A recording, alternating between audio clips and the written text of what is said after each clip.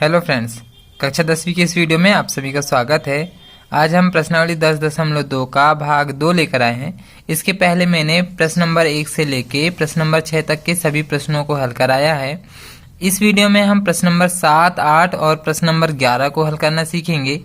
इसके अलावा जो प्रश्न नंबर 9, 10 और 12, 13 जो है ये क्वेश्चन थोड़े से बड़े जाते हैं और ये एग्जाम में नहीं आते, तो आप इस वीडियो में सिर्फ 7, 8 और 11 जो प्रश्न हैं उन्हें अच्छे से तैयार करेंगे।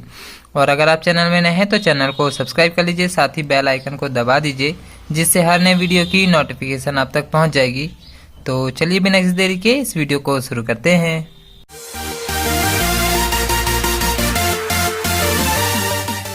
इस तरह से हमें यहाँ पे प्रश्न नंबर 7 दिया हुआ है, 2 संकेंद्रीय वृत्त बनाना है। अब संकेंद्रीय वृत्त क्या होता है? ऐसे 2 वृत्त जिनका केंद्र एक ही हो।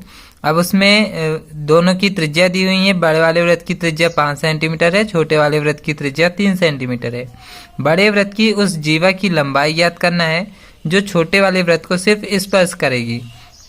तो आइए देखते हैं। तो इस तरह से हम यहाँ पे 2 संकेंद्रीय वृत्त ले लेते हैं। एक बड़ा वृत्त है जिसमें 5 सेंटीमीटर त्रिज्या है और जो छोटा वृत्त है उसमें 3 सेंटीमीटर त्रिज्या है। यहाँ पर हमें जीवा की लंबाई ज्ञात करना है। तो मान के चलो ये संकेंद्र जो हो गया हमारा दोनों वृत्तों का केंद्र हो जाएगा, उसको हम नाम दे रहे हैं O।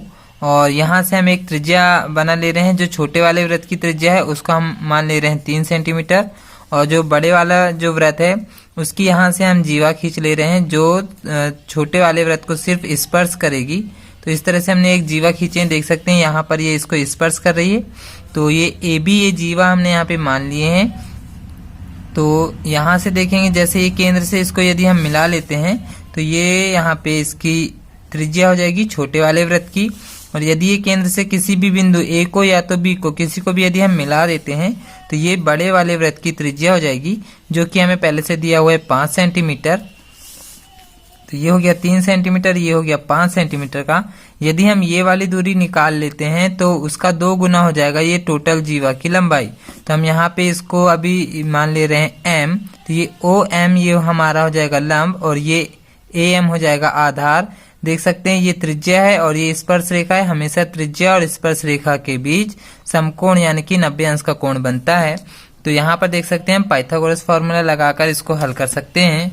तो इस तरह से हम यहाँ पे देख सकते हैं एक समकोण त्रिभुज है। तो समकोण त्रिभुज OMA यहाँ पर देखेंगे पाइथागोरस फॉर्मूला लगा रहे हैं। तो पाइथागोरस सूत्र होता है कर्ण का वर्ग बराबर लंब का वर्ग धन आधार का वर्ग। कर्ण का नाम यहाँ पर 90 अंश के सामने वाली भुजा OA हो जाएगा और जो लंब है यहाँ पे OM हो जाएगा और जो आधार है यहाँ पे AM आधार हो जाएगा। यहाँ पर देखेंगे OA का मान हमारे पास है 5 और OM का मान है यहाँ पर 3। यहाँ पर लगाना है बराबर और ये प्लस। AM का मान अभी हमें यहाँ ज्ञात करना है, तो AM पूरे का वर्ग वैसे ही रख दे रहे हैं। यहाँ देखेंगे 5 का वर्ग कर देंगे, 5 का वर्ग 25 हो जाएगा बराबर 3 का वर्ग 9 प्लस AM पूरे का वर्ग। यहाँ से धन 9 को इस तरफ पक्षांतर करेंगे तो धन 9 इस तरफ जाके ऋण 9 हो जाएगा और यहाँ पे बचेगा सिर्फ AM का वर्ग। यहाँ से 25 में से 9 अब हम यहाँ घटा दे रहे हैं तो यहाँ हो जाएगा 16 बराबर में बचेगा AM का वर्ग। तो यहाँ से अब हम वर्ग को पक्षांतर कर रहे हैं तो वर्ग जाएगा इस तरफ करनी में, तो 16 करनी के अंदर जाएगा बराबर में आ जाएगा AM का, सॉरी यहाँ से AM बस बचेगा। और यहाँ पर देख सकते हैं करनी 16 किसका वर्ग होता है? तो 16 होता है 4 का वर्ग। तो यहाँ पर देख सकते हैं 4 सेंटीमीटर हमारा AM का मान आ चुका है। अब हम यहाँ पर इसको चित्र में देख ले रहे हैं। AM ये वाला आ चुका है हमारा 4 सेंटीमीटर। तो जितना भाग AM का होगा उतना ही भाग BM का भी होगा, यानी कि ये भी 4 होगा। तो पूरा AB का मान कितना हो जाएगा? 4 और 4 मिलके 8 हो जाएगा। तो अब हम यहाँ पर टोटल AB निकाल ले रहे हैं। तो यहाँ पर अतः AB कैसे निकालेंगे? 2 गुणा AM कर दे रहे हैं। AM में 2 का गुणा कर देंगे तो ये टोटल AB निकल जाएगा, यानी कि 2 गुणा AM आया है हमारा 4, तो ये हो जाएगा 4 दूनी 8 सेंटीमीटर, यानी कि AB जो है हमारी जीवा आ चुकी है 8 सेंटीमीटर की। तो ये क्वेश्चन हमारा यहाँ पर हो चुका है। नेक्स्ट क्वेश्चन देखते हैं। तो इस तरह से हमें 8वां प्रश्न दिया है। एक वृत्त के परिगत एक चतुर्भुज ABCD दिया हुआ है और ए बी धन सी डी बराबर ए डी धन बी सी, हमें यहाँ सिद्ध करना है। और जो आकृति हमें देखना है 10.12, इस तरह से एक वृत्त के परिगत एक चतुर्भुज बनाया गया है। तो आइए देखते हैं। इस तरह से हम यहाँ पर दिया है, लिख ले रहे हैं। एक वृत्त के परिगत एक चतुर्भुज ABCD है और ये हमें यहाँ पर सिद्ध करना है। इस तरह से एक चित्र दिया हुआ है। तो जो बाहर के जो ABCD जो चतुर्भुज दिया हुआ है, ये बाहर के बिंदु हैं वृत्त के। तो हमने एक नियम पढ़े हैं, वृत्त के बाह्य बिंदु से वृत्त पर जितनी भी स्पर्श रेखा खींचते हैं उनकी लंबाइयाँ बराबर होती हैं। जैसे AP और AS दोनों आपस में बराबर होंगे, वैसे ही यहाँ पे BP और BQ ये भी बराबर होंगे। ऐसे ही CQ और CR ये भी बराबर होंगे। और यहाँ से DR और DS, इस तरह से ये सभी भुजाएं आपस में बराबर होंगी। तो अब हम यहाँ पर उनको लिख लेते हैं। तो इस तरह से हम यहाँ लिख ले रहे हैं, बाह्य बिंदु से खींची गई स्पर्श रेखाओं की लंबाइयाँ समान होती हैं। तो यहाँ पे जैसे AP है और AS है, ये दोनों यहाँ से ये स्पर्श बिंदु है, यहाँ पे ये स्पर्श बिंदु है। तो A से AP और A से AS ये दोनों आपस में बराबर रहेंगे। तो हम यहाँ पर लिख ले रहे हैं AP के बराबर में AS, इसको हम दे दे रहे हैं समीकरण 1। इसी तरह से सेकेंड वाला देखते हैं। सेकेंड जो बिंदु है बाहर, तो ये बिंदु B है, B से यहाँ पे BP और BQ ये भी आपस में बराबर हो जाएगा। तो यहाँ लिख ले रहे हैं BP बराबर BQ, इसको हम दे दे रहे हैं समीकरण 2। अब यहाँ पर हम सेम ऐसे यहाँ पर देखते हैं अगला वाला बिंदु, जैसे यहाँ पे है CR और DR ये भी आपस में बराबर होंगे। सॉरी, यहाँ देखेंगे CR और CQ, बिंदु C से देखेंगे तो CR और CQ ये आपस में बराबर होंगे। तो यहाँ लिख ले रहे हैं CR बराबर CQ, इसको हम दे रहे हैं समीकरण 3। अब यहाँ से इस तरफ में देखेंगे जैसे DR और DS ये भी आपस में बराबर होंगे।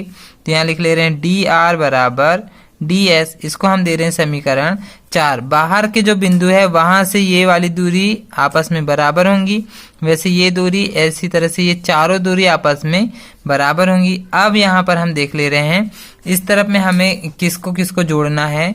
तो जैसे समीकरण 1 और समीकरण 3 इसमें हम देख ले रहे हैं। जैसे यहाँ पे इस तरफ में सिद्ध क्या करना है, उसमें देख ले रहे हैं लेफ्ट में AB और CD इन दोनों को जोड़ना है। तो AB ये आया है और CD ये आया है।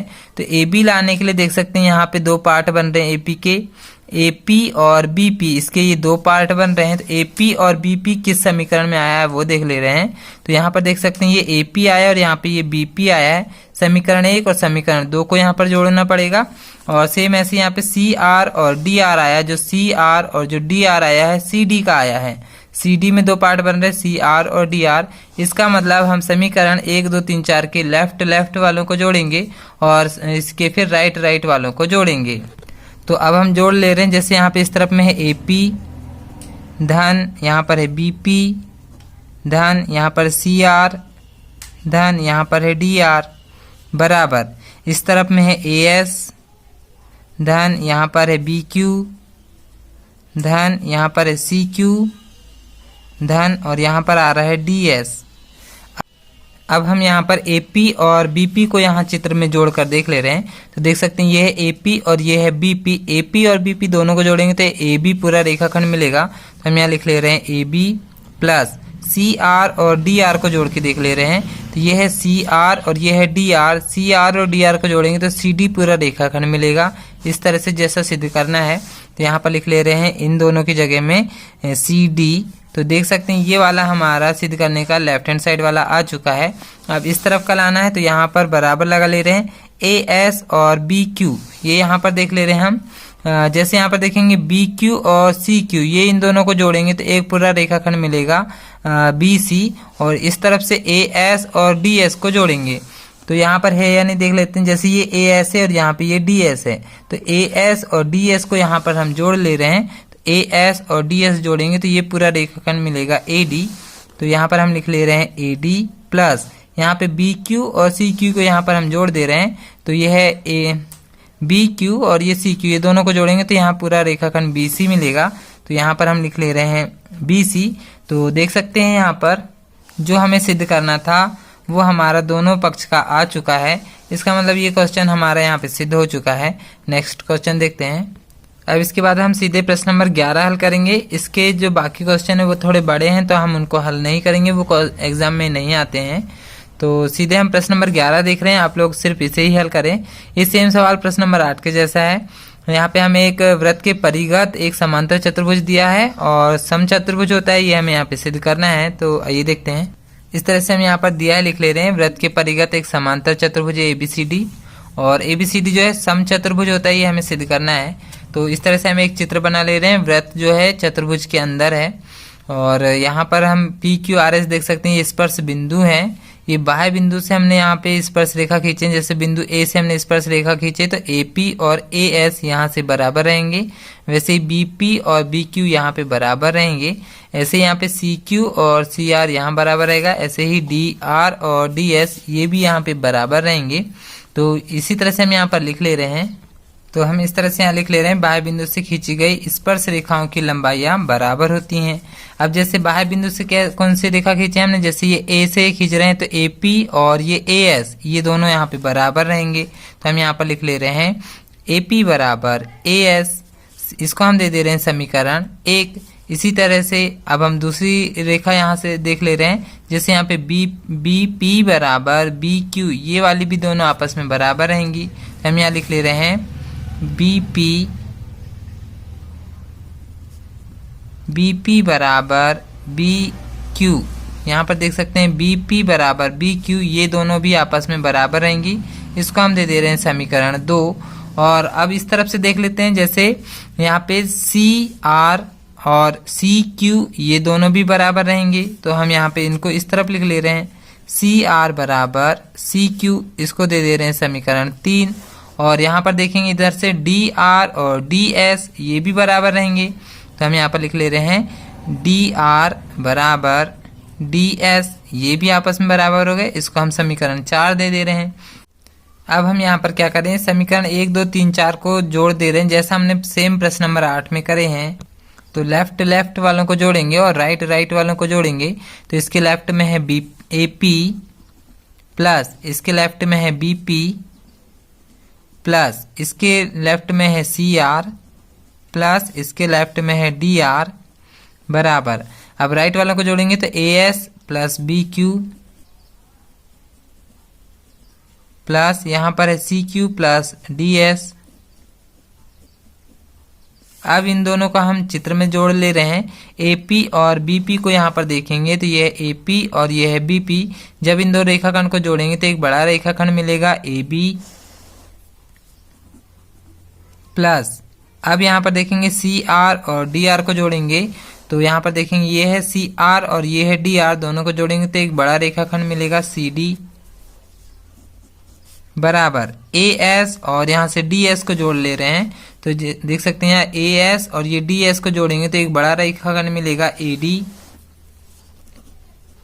प्लस BQ और CQ को जब हम जोड़ेंगे तो BQ और CQ को जोड़ रहे हैं तो BC यहाँ पर पूरा रेखाखंड मिलेगा।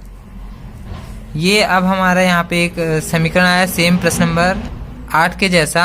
अब हम यहाँ पर क्या करें, हम यहाँ पर एक चीज देख ले रहे हैं कि एक जो चतुर्भुज है एक समांतर चतुर्भुज की तरह है, मतलब इसमें सम्मुख भुजाएं बराबर होंगी। देख सकते हैं हमने लिखे हैं कि वृत्त के जो परिघत है एक समांतर चतुर्भुज है, मतलब आमने सामने की भुजा इसमें बराबर होगी, यानी कि AB और CD यहाँ पे बराबर होगा। तो अब हम यहाँ पर इसको लिख ले रहे हैं कि ABCD एक समांतर चतुर्भुज है, इसलिए इसमें सम्मुख भुजा बराबर होगी।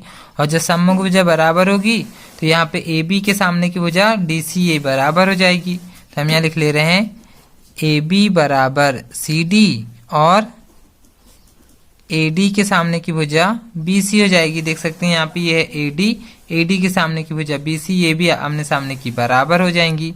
तो अब हम इसी को यहाँ पर समीकरण में रख दे रहे हैं। जैसे AB के बराबर में CD है तो हम यहाँ CD की जगह चेंज करके AB रख दे रहे हैं। तो इसको हम दे दे रहे हैं यहाँ पे समीकरण 5। तो ये दोनों के मान अब हम समीकरण 5 में रख रहे हैं। तो मान हम समीकरण 5 में जब रखेंगे तो AB को तो हम वैसे ही लिख ले रहे हैं AB धन CD की जगह देख सकते हैं CD जो है AB के ही बराबर में, तो उसको हम फिर से AB ही रख दे रहे हैं बराबर।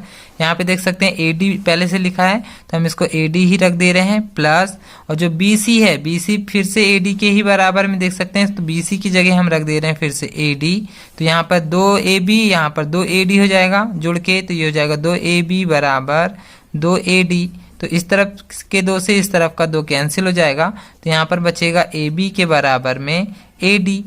तो यहाँ पर हम देख सकते हैं AB के बराबर में AD आ गया है, और AB के बराबर में CD भी है, AD के बराबर में BC भी है। और यहाँ पर हम और सिद्ध कर सकते हैं, तो यहाँ पर हम एक चीज़ देख रहे हैं कि चारों भुजाएं यहाँ पर आपस में बराबर हैं। तो इस तरह से यहाँ पे देख सकते हैं चारों भुजाएं बराबर हो गई, इसका मतलब कि एक समचतुर्भुज हो गया। तो यहाँ पर हम लिख ले रहे हैं कि एक समचतुर्भुज है। तो ये क्वेश्चन भी यहाँ पर हो चुका है।